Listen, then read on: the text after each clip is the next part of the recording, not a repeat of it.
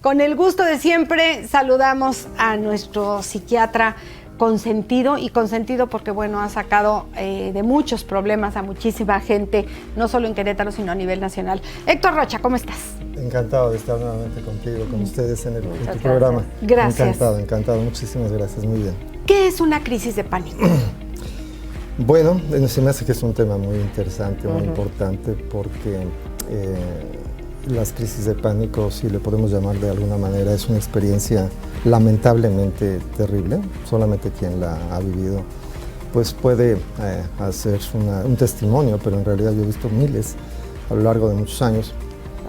Y es una experiencia terrible que mucha gente no quisiera volver a vivir una sola ocasión más en su vida, cercana, porque, digo, afortunadamente es extraña o sumamente raro que puedan morir de una crisis de pánico, pero la experiencia es similar a eso. O sea, la sensación del que la está viviendo es que se va a morir. Así es. ¿Cuáles podrían ser los síntomas o qué podemos sentir? Digo, de manera personal no he tenido esta experiencia, pero ¿cómo podríamos identificarlo? Sí, es un estado emocional de inicio súbito, entre 5 a 10 o 20 minutos. Es raro que dure más, afortunadamente. Se vive una experiencia extraordinariamente intensa en donde una parte muy sensible del cerebro, la amígdala cerebral, que funciona, y esto quiero decirlo, como una explicación básica, se activa de manera automática. Esta amígdala cerebral es lo que pudiéramos reconocer como la alarma, el botón rojo. El botón de pánico, precisamente, del cerebro, que se activa instantánea, automática e involuntariamente cuando hay una situación de riesgo, de peligro, en condiciones reales. Digo, para eso está como un mecanismo de supervivencia de los seres humanos ante las situaciones de riesgo. Y esto hace que instantáneamente no solamente el cerebro, sino el organismo en general, se ponga al 100, al 1000, al 2000% instantáneamente, echando a andar pues torrentes de adrenalina que hacen que desde el cerebro, desde la cabeza hasta los pies, se ponga en alerta máxima. Y esto involucra obviamente el aparato cardiovascular, la taquicardia, las palpitaciones, la presión arterial, las respiraciones, la sudoración, la temperatura, los músculos, etcétera, etcétera, entran en alerta máxima. ¿Esto es por la adrenalina que segregamos? Bueno, ese es el mecanismo, sí, es el mecanismo fisiológico por medio del cual la adrenalina, como un neurotransmisor estimulante, pues bueno, genera una hiperactividad instantánea del sistema nervioso y del organismo en general. Entonces los síntomas son intensísimos y son incontrolables en términos reales. ¿Cómo exageramos las personas y decimos, ay, entré en pánico? No tenemos ni idea, es un término muy manoseado, me dio pánico. No, nada que ver con esto que tú estás mencionando. Exactamente, una cosa es el temor, ¿sí? Que es absolutamente normal y cotidiano incluso, ante situaciones cotidianas y que podemos tolerar. Te pueden paralizar de alguna manera, pero no sufres de todos estos síntomas que comentó. Claro, te hacen reaccionar, te producen un sobresalto, diríamos, más bien, y una reacción de detenerse o a ver qué hacer en una situación que muchas veces tenemos, ¿no? Por ejemplo, al estar cercanos a un accidente, a un choque, etcétera. Te da miedo, bueno, te da temor. De repente sí reaccionamos y es instantáneo, pero hasta ahí para. En los casos de los estados de pánico, esto no. Esto persiste durante muchos minutos, que parecen horas o siglos, en donde la persona no haya qué hacer. Entonces entra en un estado mental descontrolado. ¿Hay algo que detone estas crisis de pánico? Sí, hay muchos factores. Hay factores predisponentes de tipo genético. Hay familias que tienen predisposición a la ansiedad. Y bueno, los trastornos de pánico, las crisis de pánico es, digamos, el nivel máximo de la ansiedad. Pero sí, personas que tienen ansiedad o estrés severo, pero también hay otros factores que actualmente están muy en uso y que las condicionan. Por ejemplo, el exceso de trabajo, la falta de sueño, el uso de estimulantes de distintos tipos, ya sea, digamos, legales o de uso cotidiano, o considerados drogas, ¿verdad? Alcohol o pastillas, alcohol, medicamentos. anfetaminas, El anfetamina. uso excesivo de los teléfonos celulares también podría llegar a causar algún trastorno. Los videojuegos, y me estoy yendo un poco a lo mejor a los pequeños que están, bueno, metidísimos en su consola y de ahí no los sacamos y de alguna manera puede tener un reflejo en la salud. ¿Llega a tal grado o no es para tanto? No, en este caso no tanto. Tiene otras consecuencias, efectivamente, pero no. La marihuana, la cocaína, por ejemplo, entre otras, y otras muchas drogas estimulantes. El exceso de café, por ejemplo, o de cigarro también puede en un momento dado ser un condicionante. Y bueno, esos serían los factores físicos, pero los factores también importantes, predisponentes, son situaciones estresantes o muy difíciles que las personas no pueden manejar adecuadamente, como pueden ser estados de ansiedad, rupturas o situaciones económicas o emocionales importantes. Podrían ser otros factores. La depresión también en un momento dado puede ser condicionante. ¿Las fobias no tienen que ver con este tema? Las fobias. Sí tienen. Las fobias cuando están en un nivel alto, muy alto, digamos una situación fóbica. Por ejemplo, una araña. Tengo fobia a las arañas y si veo una araña, ¿puedo tener una crisis de pánico? Habitualmente no, pero en algunas ocasiones sí. En personas que a... son más susceptibles o más reactivas, sí pueden llegar a tener crisis de pánico. Doctora, perdóname, ¿hay alguna edad donde inicien las crisis de pánico o a cualquier edad se pueden dar? Se pueden presentar a cualquier edad. Cada vez vemos pacientes más jóvenes, jovencitos, sí, entre 15 y 18 años, que antes no era tan común. El tiempo promedio en el cual esto ocurre es entre los 20 y 30 años de edad. Es la edad más frecuente. En donde se dan una serie de circunstancias, además, en la vida, ¿verdad? La responsabilidad de los compromisos, las situaciones que generan estrés, pues están en un nivel más alto y tal vez los mecanismos de regulación de las personas que se enfrentan al estrés severo todavía no están tan desarrollados o fallan, digamos, ¿verdad? Exacto. Hace ratito platicaba respecto a la ansiedad, los ataques de ansiedad que podrían ser como un paso anterior al pánico, por lo que estoy entendiendo. Si en casa tenemos algún familiar que lo vemos en estos primeros pasos, ¿cómo poder ayudar a que no llegue a tal grado de complicación como pudiera ser el pánico? Ese es un aspecto muy importante porque hay un porcentaje en el cual las personas anteriormente o previamente tal vez no han manifestado algún síntoma de ansiedad y debutan, como decimos, con una crisis de pánico, lo cual es bastante O sea, pueden llegar directo al pánico. Sí, pueden ser, sí, ante una situación donde estaban conteniendo los mecanismos de control, de defensa, etcétera, la ansiedad, pero se detona demasiado.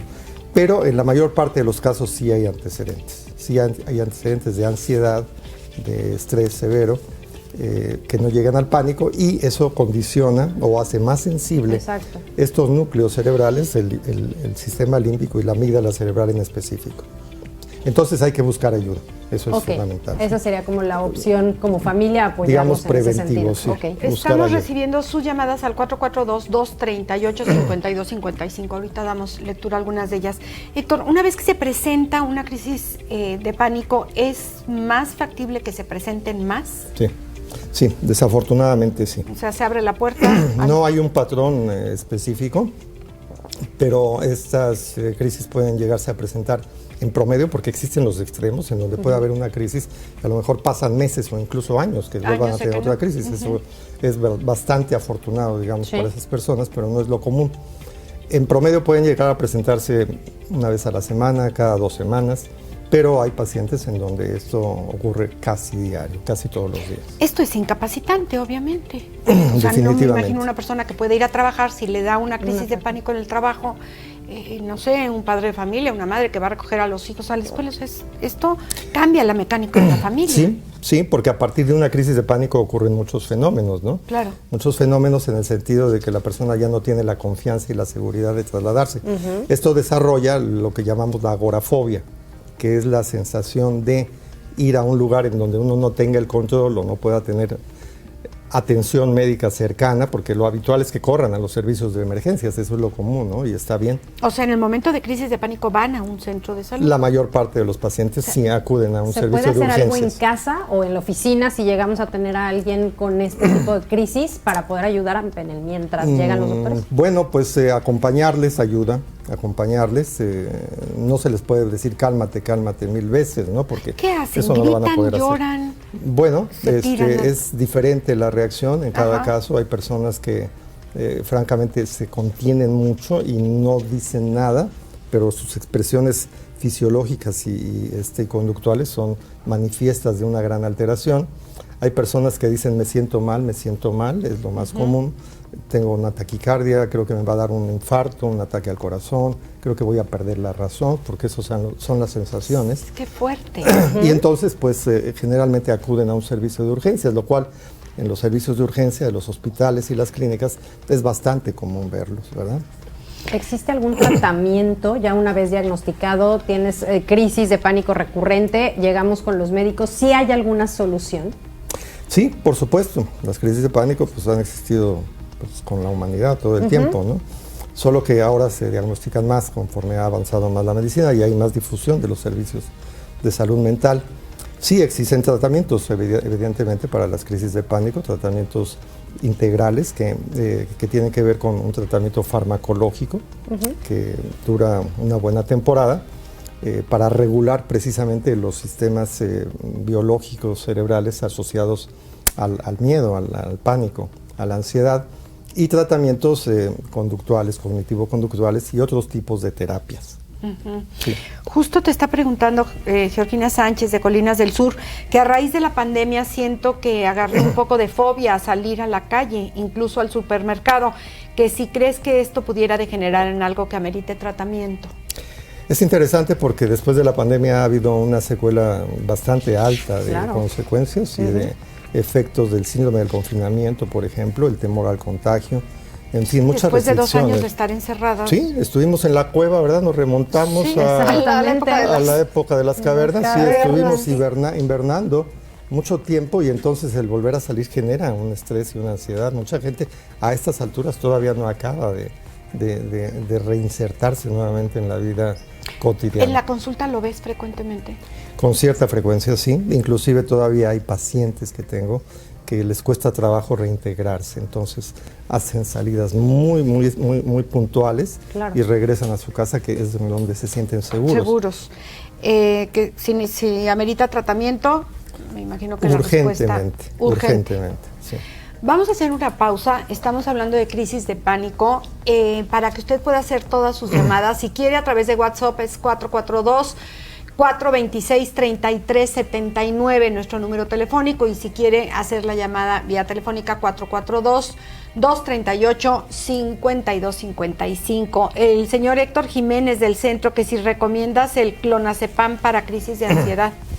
Bueno, es uno de los tratamientos, digo, no es... Se ha vuelto como muy famoso. Pero sí. ¿se puede ir a comprar un medicamento así? ¿Se tiene que No, la automedicación es lo peor que puede hacerse, ¿no? Sí, es cierto, es un medicamento que puntualmente puede ser de utilidad en combinación con otros fármacos del sistema nervioso para regular el sistema límbico y el botón de pánico, pero nada más como que así el clonazepam y la automedicación pues puede generar más iatrogenia, ¿no? O menos ¿Qué es iatrogenia? Vamos, que se descompense o que se descontrole más. La persona puede caer, por ejemplo, en adicción, en sobredosificación. No sabemos la dosis que nos corresponde, con qué temporalidad. Señor Héctor Jiménez, claro que no. No sé si sea o no sea, pero se lo tiene que recomendar el psiquiatra, no un psicólogo, el psiquiatra, no la comadre, porque luego mi vecino, y mira, yo te doy unas gotitas, o mi hermano, porque me sirvió mucho, y se ha abusado de esto, ¿no? Sí, claro. Y es terrible, porque yo conozco al de la farmacia que te las vende sin receta.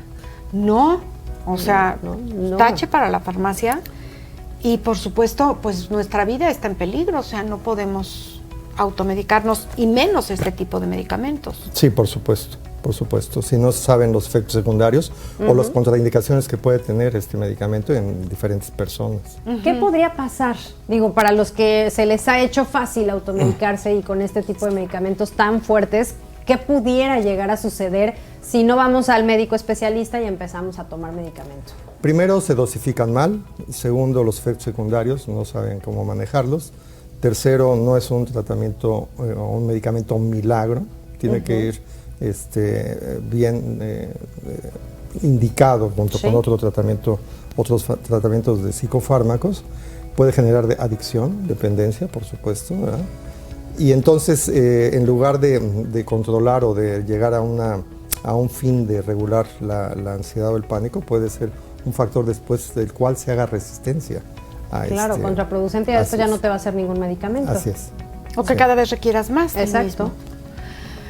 Digan no a la automedicación, por favor, y mejor consulte al médico. Regresando de la pausa, vamos a ver cuáles serían los tratamientos y también si hay algún factor hereditario. Ya vimos que hay familias que sí tienen la predisposición.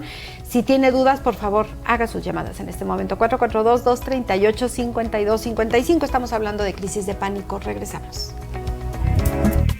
Continuamos.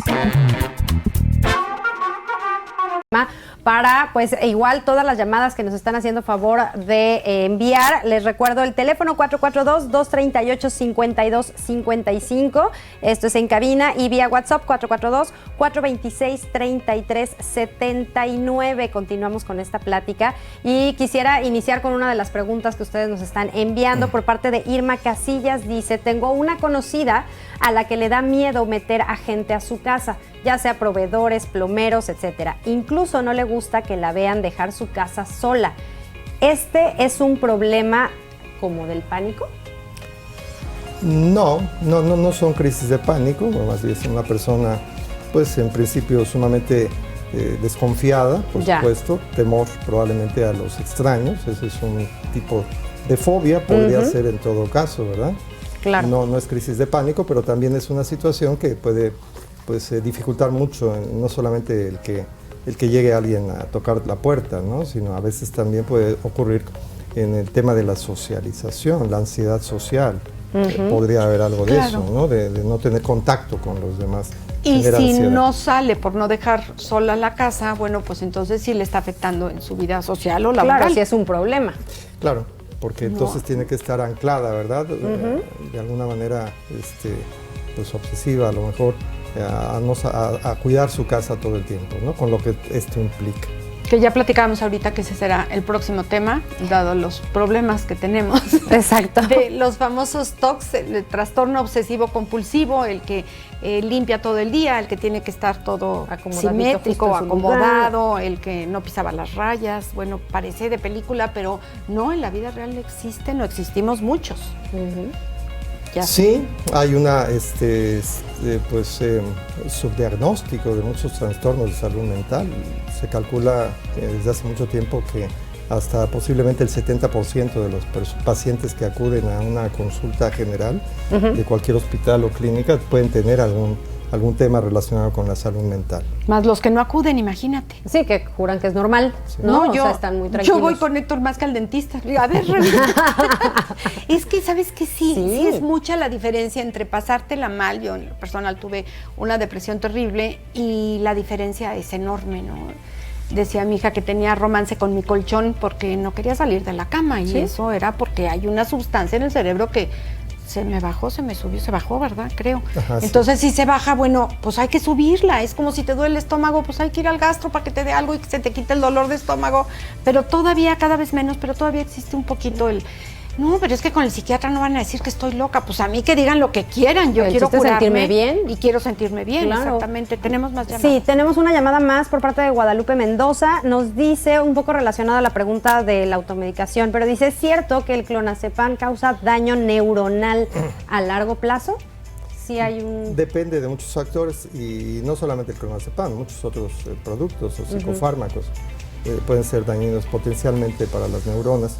Pero el abuso de cualquier sustancia en general sí puede implicar alguna alteración en el sistema nervioso, en este caso de los fármacos del sistema nervioso. Y claro, el clonazepam, como otras benzodiazepinas, en exceso sí puede llegar a producir, no daño propiamente, pero sí dificultad en los problemas de la memoria, sobre todo a largo plazo y a dosis muy altas. Ok, ahora doctor, hace ratito en el corte estábamos platicando, sí hay un tratamiento, pero ¿este tratamiento es para curarlo, curar estas crisis, o nada más para sobrellevar el proceso? Ambas cosas, depende del tipo de crisis de pánico, de la edad, de las circunstancias del paciente, de los recursos emocionales que tenga, de las actividades que lleve a cabo, de los cambios en los hábitos, también eso es muy importante. de llevar un proceso terapéutico adicional, por supuesto, de llevar un tratamiento durante el tiempo necesario, que puede llegar a ser de 1 año hasta 2 años en algunos casos. Y bueno, todos estos factores, si están a favor y son bien llevados, puede favorecer una evolución hacia la remisión de las crisis. Y existe ciertamente la probabilidad de que en algún momento puedan ser susceptibles de volver a tener crisis. Pero, sí, podría ser recurrente, o sea, se puede ir tratando, pero también existen los pacientes que logran curarse, ya no volver a tener estas crisis. Sí, también existen. Y esos serían los factores. Hace rato preguntaba Amelia con respecto a las edades. Cuando llegan con usted a terapia o a su consultorio, ¿quiénes son más frecuentes? ¿Tiene algo que ver el sexo, en este caso hombre, mujer, el género? Sí, como muchos otros padecimientos o trastornos en salud mental, las mujeres tienen más predisposición, casi 2 a 1, pero últimamente llama la atención que la cantidad de hombres de pacientes con crisis de pánico es mayor todavía. Y continuamos con ese rango de edades de 30 a 50 más o menos. Entre 20 a 30 años es cuando en general empiezan a aparecer las crisis. Exacto. Sí, pero bueno, eso no quiere decir que después a los 40, 50 años o más también puedan hacerse presentes. Ok, pues lo importante es entender, si es que tenemos algún familiar con este tipo de crisis, entender que no se están haciendo, no es algo que estén haciendo a propósito para llamar la atención, realmente existe un cambio químico en nuestro cuerpo y a partir de ahí pues tenemos que acudir con los expertos. Justo agradecemos muchísimo la presencia del doctor Héctor Rocha. Muchísimas gracias, doctor. Estaremos de nueva cuenta próximos programas para poder hablar acerca de este trastorno obsesivo compulsivo.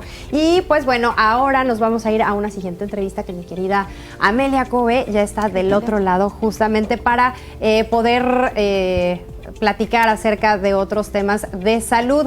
Doctor, únicamente si me puede hacer favor de comentar en dónde podemos encontrarlo para todos aquellos que quieran saber y acudir a una consulta. Sí, muchas gracias. El teléfono donde pueden localizarme es el 442 203 8348. Excelente, pues ahí está el teléfono de nuestro doctor, de nuestro psiquiatra, para que podamos estar al pendiente con nuestra familia y con nosotros mismos, ayudarnos y estar mejor en salud. Mi querida Amelia, voy del otro lado contigo, ya estás lista para la siguiente entrevista.